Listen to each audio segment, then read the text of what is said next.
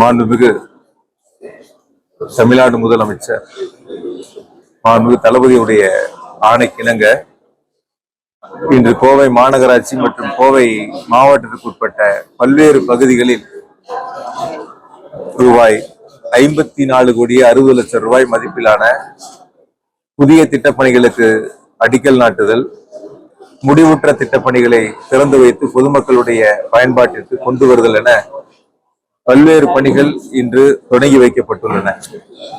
கோவை மாவட்டத்தினுடைய வளர்ச்சியில் மாண்பு முதலமைச்சர் அவர்கள் தனி கவனம் செலுத்தி ஒவ்வொரு முறையும் கோவைக்கு வருகை தருகின்ற பொழுது, அதே போல மற்ற மாவட்டங்களுக்கு செல்வதற்காக கோவை விமான நிலையத்திற்கு வருகை தருகின்ற பொழுதும் தொடர்ந்து மாவட்டத்தினுடைய வளர்ச்சியில் மதிப்புக்குரிய மாவட்ட ஆட்சித்தலைவர், மாநகராட்சியினுடைய ஆணையர் உள்ளிட்ட அரசு துறை அதிகாரிகளிடத்திலே கேட்டு செயல்படுத்த வேண்டிய திட்டங்கள், நடைபெற்றுக் கொண்டிருக்கக்கூடிய திட்டங்கள், முடிந்த பணிகள் என தொடர்ச்சியாக ஆய்வுகளை மேற்கொண்டு விரைவாக நடைபெறுகின்ற பணிகளை முடிக்க வேண்டும் என்று அறிவுறுத்தி இருக்கின்றார்கள்.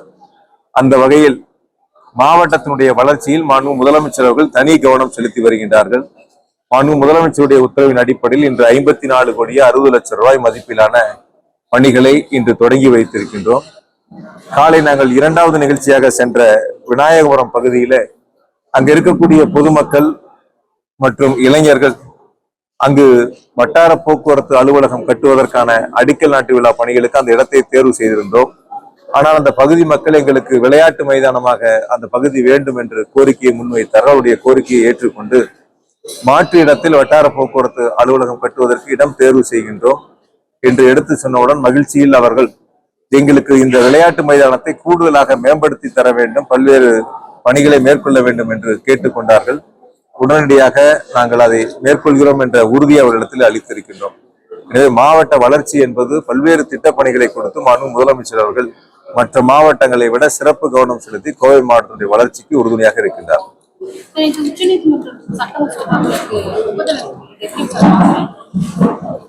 ஒட்டுமொத்த தமிழ்நாடு மட்டுமல்ல, இந்தியாவிற்கு வழிகாட்டக்கூடிய அனைத்து மாநிலங்களுக்கும் வழிகாட்டக்கூடிய ஒரு ஆளுமை மிக்க தலைவராக, ஒரு நெஞ்சுரமிக்க தலைவராக, நமது உரிமையை மீட்டெடுக்கக்கூடிய முதலமைச்சராக மாண்புமிகு தளபதி அவர்கள் சிறப்பான ஒரு முன்னெடுப்பை எடுத்து நீதிமன்றத்தின் மூலம் நிலைநாட்டி இருக்கின்றார்கள். இது ஒரு வரலாற்று சிறப்புமிக்க தீர்ப்பு. ஒட்டுமொத்தமாக மாண்பு முதலமைச்சர் அவர்கள் இந்தியாவிற்கு வழிகாட்டி வரலாற்றில் வரக்கூடிய காலங்களில் வரக்கூடிய இளைஞர்களும் தெரிந்து கொள்ளக்கூடிய அளவிற்கு ஒரு வரலாற்றில் இடம்பெறத்தக்க வரலாற்று சிறப்புமிக்க ஒரு தீர்ப்பை பெற்று தந்திருக்கின்றார்கள். தமிழ்நாட்டு மக்களுக்கான தீர்ப்பு மட்டுமல்லாத இந்தியாவில் இருக்கக்கூடிய அனைத்து மாநிலங்களுக்கான தீர்ப்பாக மாண்பு முதலமைச்சர்கள் பெற்று தந்த தீர்ப்பை நாட்டு மக்கள் அன்போடு வரவேற்றிருக்கின்றார்கள். அரசு சார்ந்த கேள்விகள் மட்டும் கேளுங்க, அரசியல் சார்ந்த கேள்விகள் வேண்டாம். அதாவது கோவை மாவட்டத்தை பொறுத்தவரை இந்த ஆண்டு குடிநீர் பற்றாக்குறை என்பது எதுவும் வராது. ஏன்னா அந்த அளவிற்கு முன்னெச்சரிக்கை நடவடிக்கைகள் எடுக்கப்பட்டு முழுமையாக அதற்கான பணிகளை மாவட்ட நிர்வாகம் மேற்கொண்டிருக்கின்றன. தேவை ஏற்படக்கூடிய பணிகளையும் விரைவாக நடத்தி கொண்டிருக்கின்றோம். குறிப்பாக பாதாள சாக்கடை போன்ற பணிகளை விரைந்து முடிக்க வேண்டும் என்று அறிவுறுத்தப்பட்டு அந்த பணிகள் சிறப்பாக விரைவாக நடைபெற்றுக் கொண்டிருக்கின்றன. எனவே இந்த ஆண்டு மட்டும் கோவை மாவட்டத்தை பொறுத்தவரை எந்த விதமான குடிநீர் பற்றாக்குறையும் ஏற்படாது.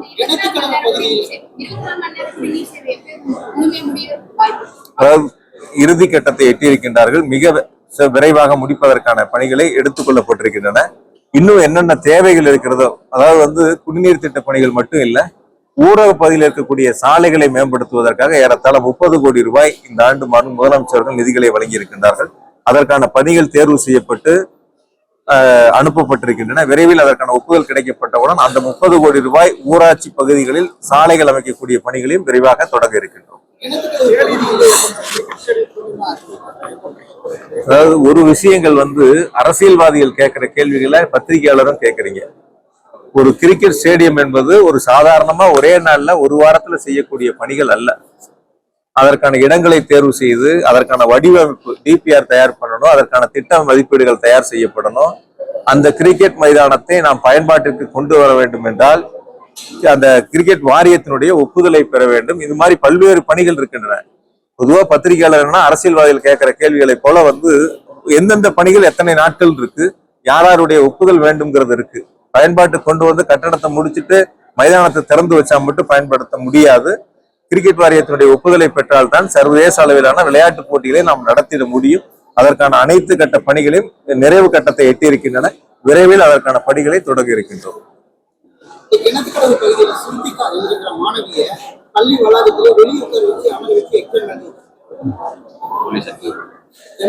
அதாவது என்னன்னா, அது குறித்து இப்ப காவல்துறை விசாரித்து வருகின்றார்கள். யாராவது அதுல தவறு செஞ்சிருந்தா நிச்சயமா நடவடிக்கை எடுக்கப்படும். எந்த இல்ல மேடம், எனக்கு இது வரைக்கும் ஒரு புகார் கூட வரல. பட் எனக்கு அது மாதிரி புகார், நான் இங்கதான் இருக்கேன், எனக்கு அது மாதிரி புகார்கள் வரல. மின் வாரியத்துக்கு அது மாதிரி புகார்கள் வரல. ஏதாவது அது மாதிரி இருந்தா, ஏதாவது அப்படி நீங்க என்ன ஏதாவது ஒரு இடங்கள் ஏற்பட்டிருந்தா, ஏதாவது பழுது ஏற்பட்டிருக்கா, அதனால ஏற்பட்டிருக்கலாம். அந்த இடங்கள் நீங்க குறிப்பிட்டு சொன்னீங்கன்னா நான் இன்னைக்கு ஆய்வு பண்ணிடுறோம். என்னன்னு இன்னைக்கு நான் பார்க்க சொல்றேன். இன்னைக்கு உயர் அதிகாரிகள் அனுப்பி அதை எதனால ஏற்பட்டுங்கிறத பார்க்க சொல்றேன். நான் பொதுவா நீங்க என்னன்னா, ஒரு பத்திரிகையாளருக்கு ஒரு தோற்றம் வந்துருது, டீ கடையில பேசுற மாதிரி உட்காந்து எங்கேயாவது செவிவெளி செய்திகளை சில நேரங்கள்ல கேள்வியா முன் வச்சிடுறீங்க. தமிழ்நாட்டை பொறுத்த வரைக்கும் இந்த ஆண்டு கோடை காலங்களில் எந்தவித பாதிப்புகளும் இல்லாமல் சீரான மின் விநியோகத்திற்கான அனைத்து நடவடிக்கைகளையும் மாண்பு முதலமைச்சர்கள் எடுத்துள்ளார்கள். தேவைக்கேற்ப ஏறத்தால் 6000 மெகாவாட் அளவிற்கு கூடுதலாக நமக்கு மின்சாரம் தேவை இருந்தது. அதை முழுவதுமாக டெண்டர் மூலமாக கொள்முதல் செய்து அதற்கான பணிகளை நிறைவு செய்திருக்கின்றன. கோடை காலத்தில் மிக சிறப்பாக எந்தவித தடையும் இல்லாத சீரான மின் விநியோகத்திற்கான அனைத்து பணிகளையும் மேற்கொண்டிருக்கிறோம். பாதகம் செய்பவரை கண்டால் நாம் பயம் கொள்ளலாகாது பாப்பா. மோதி மிதித்து விடு பாப்பா, அவர் முகத்தில் உமிழ்ந்து விடு பாப்பா. அண்மை செய்திகளை உடனுக்குடன் தெரிந்து கொள்ள இணைந்திருங்கள் எம் நாடு தொலைக்காட்சியுடன்.